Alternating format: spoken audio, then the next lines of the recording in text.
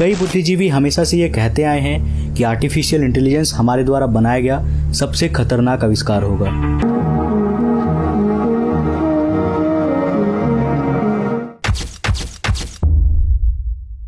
कैसा होगा अगर मशीन्स यानी रोबोट्स आपके सारे काम आपके इच्छा अनुसार पूरा कर सके, आपके लिए आपके प्यारे प्यारे कुत्तों का देखभाल रखे, हमारे सारे मेहनत वाले कामों को आसानी से कर सके। कितना अच्छा होगा ना अगर रोबोट्स मशीन्स हम इंसानों जैसे ही सोच सके, चीज़ों को समझ सके।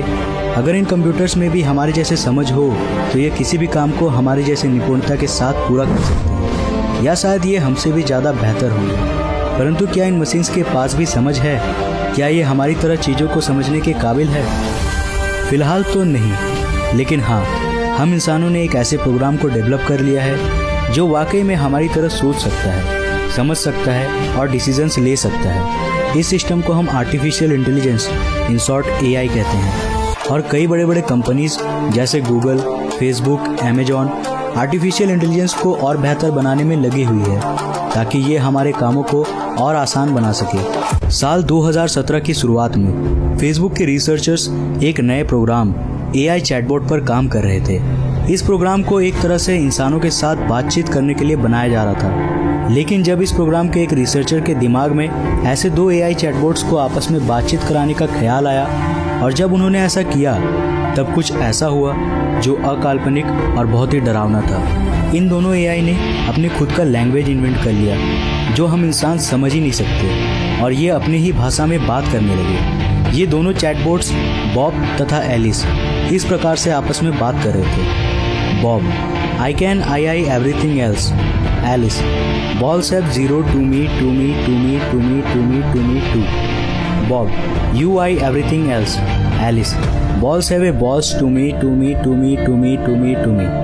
रिसर्चर्स को इसके बारे में कोई आइडिया नहीं था कि ये आपस में क्या बात कर रहे थे। हालांकि इस प्रोग्राम को बाद में फेसबुक द्वारा बंद कर दिया गया क्योंकि फेसबुक के अनुसार ये प्रोग्राम फेलियर साबित हुआ। लेकिन हम लगातार आर्टिफिशियल इंटेलिजेंस को और बेहतर बना रहे हैं। साल दर साल हमारे कंप्यूटिंग पावर और एडवांस हो रहे हैं। जल्द ही हम अपने इस खोज में चरम सीमा तक पहुंच जाएंगे। क्या होगा तब जब ये आर्टिफिशियल इंटेलिजेंस पूरी तरह डेवलप हो जाएंगे, जब ये हमसे भी ज़्यादा समझदार बन जाएंगे?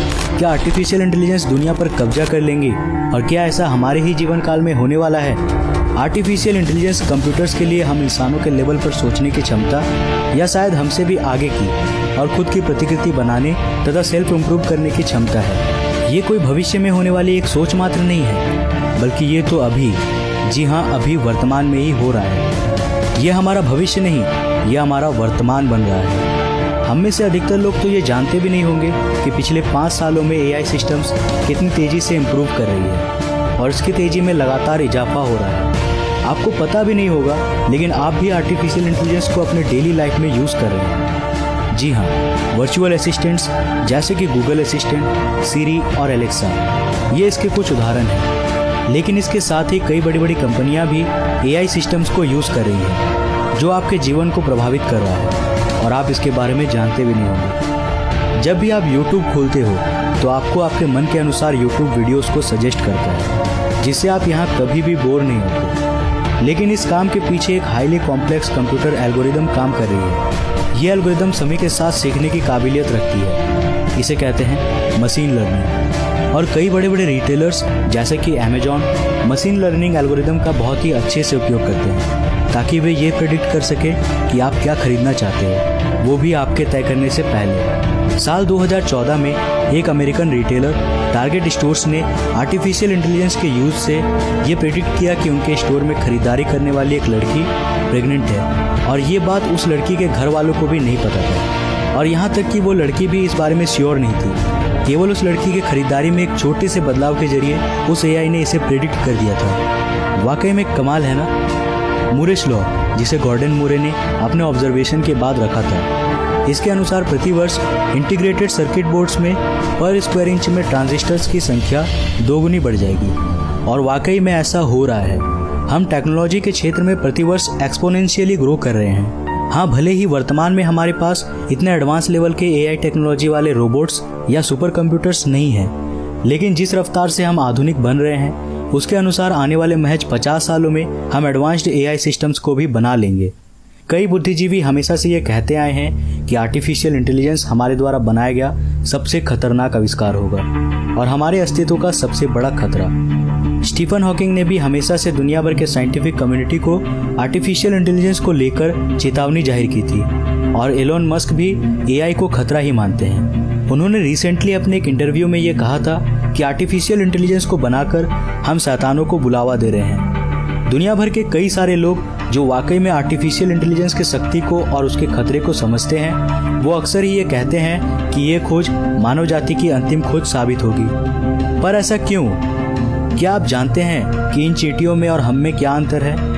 जी हाँ, हम मनुष्यों के पास सबसे कॉम्प्लेक्स दिमाग है जिससे हम चीज़ों को समझने तथा उसे बनाने की क्षमता रखते हैं, परंतु चींटियों के पास इतनी समझ नहीं होती। वे नहीं जानते हैं कि हमारे ही तरह और भी कई प्लैनेट्स हैं।